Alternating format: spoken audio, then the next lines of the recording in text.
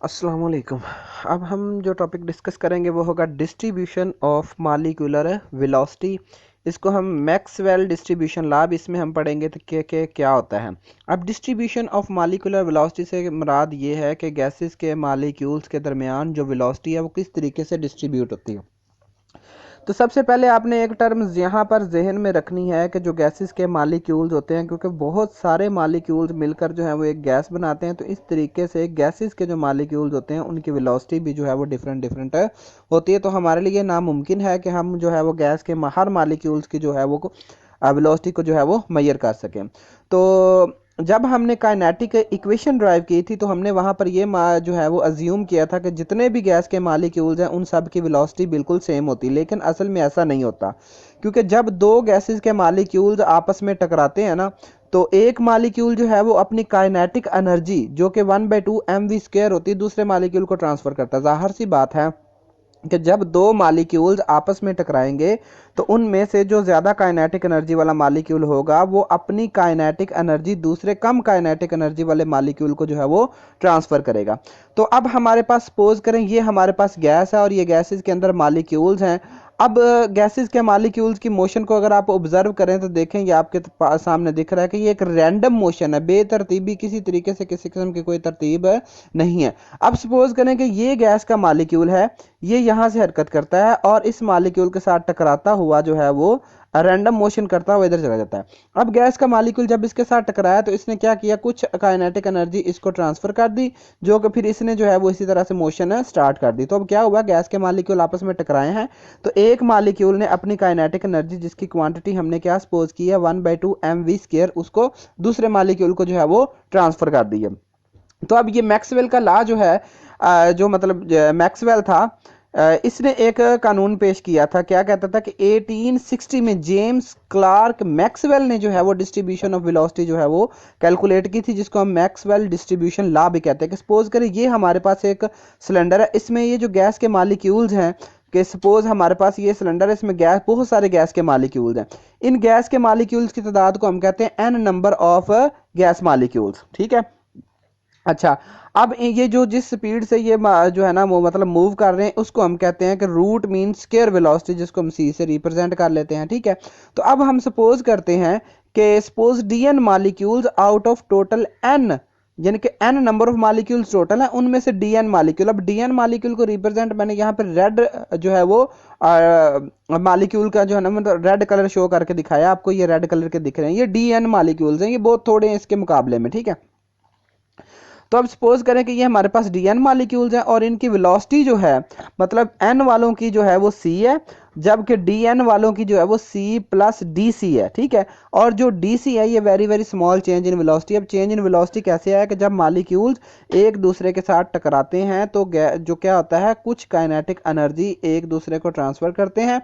उस transfer of kinetic energy की वजह से कुछ मॉलिक्यूल्स की एनर्जी बढ़ जाती है, यानी कि ओवरऑल मॉलिक्यूल की एनर्जी हम अगर हम वेलोसिटी जो है वो हम सपोज करें कि वो सी है, तो जो टकराने के बाद मॉलिक्यूल्स हैं उनकी वेलोसिटी हम कर सकते हैं कि सी प्लस डी सी हो सकता है। ठीक है। तो मैथमेटिकली हम एक इक्वेशन हमारे पास होगी, D N C over N is equal to 4πm/2πrt 3/2 e⁻c²/2rt D C. अब जो डी एन सी हमने यहां पर लिया है ये क्या है, असल में small number of molecules with velocities between C and C plus D C, यानी कि ये वो मॉलिक्यूल्स हैं जिनकी वेलोसिटी सी और सी प्लस डी सी के दरमियान कहीं है। ठीक है। और एन क्या है, टोटल नंबर ऑफ मॉलिक्यूल्स है, एम क्या है, molecular mass of the gas है, और टी क्या है, टेम्परेचर ऑन एब्सोल्यूट यानी कि केल्विन स्केल पे टेम्परेचर लिया गया है, सी क्या है, रूट मीन स्क्वायर वेलोसिटी है, और डी सी जो है ये very small change of velocity है। ये जो फैक्टर है इस इक्वेशन में, ये मैक्सवेल ने जो है ये एक इक्वेशन प्रेजेंट की थी। अब ये इक्वेशन हमें क्या बताती है कि जो रिलेशन अब हमारे पास जो इक्वेशन है इसी को हम कहते हैं Maxwell law of distribution of velocity. अब जो रेशियो है D N C over N, ये हमें फ्रैक्शन देती है total number of molecule having velocity between C and C plus D C, मतलब D N C over C, ये एक D N C over N ये एक रेशियो है जो कि हमें बताती है अब डी एन सी मॉलिक्यूल्स कौन थे जिनकी थोड़ी सी एनर्जी ज्यादा थी, यानी कि जिनकी थोड़ी सी एनर्जी ज्यादा थी। एनर्जी कैसे पता चला? क्योंकि इनकी थोड़ी सी वेलोसिटी ज्यादा थी। और वो कैसे ज्यादा हुई? क्योंकि गैसेस के मॉलिक्यूल हमेशा एक दूसरे के साथ कोलाइड करते रहते हैं।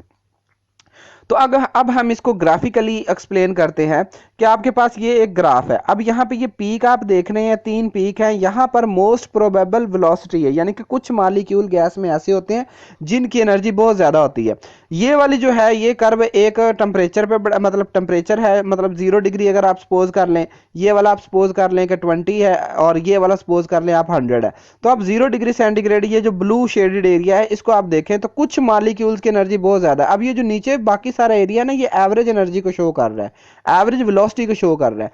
तो इसका मतलब है गैसेस के मॉलिक्यूल्स में कुछ मॉलिक्यूल्स ऐसे थे जिनकी काइनेटिक एनर्जी बहुत ज्यादा थी क्योंकि उनकी वेलोसिटी बहुत ज्यादा थी। फिर आपने गैस को हीट किया, जब आपने गैस को हीट किया ये ग्रीन शेडेड एरिया जो है ना कर्व आपके पास आएगी, ठीक है। अब ये जो ग्रीन शेडेड एरिया बता रहा है कि मोस्ट प्रोबेबल वेलोसिटी में बहुत सारे मॉलिक्यूल्स आ चुके हैं, क्योंकि जैसे ही आपने गैस को गर्म किया तो उसकी वेलोसिटी चेंज हो जाती है, ठीक है। जैसे ही आप गैसेस के मॉलिक्यूल्स को हीट अप करते हैं तो उनकी काइनेटिक एनर्जी बढ़ जाती है। काइनेटिक एनर्जी बढ़ने से गैसेस के मॉलिक्यूल्स की मोशन भी बढ़ जाती है।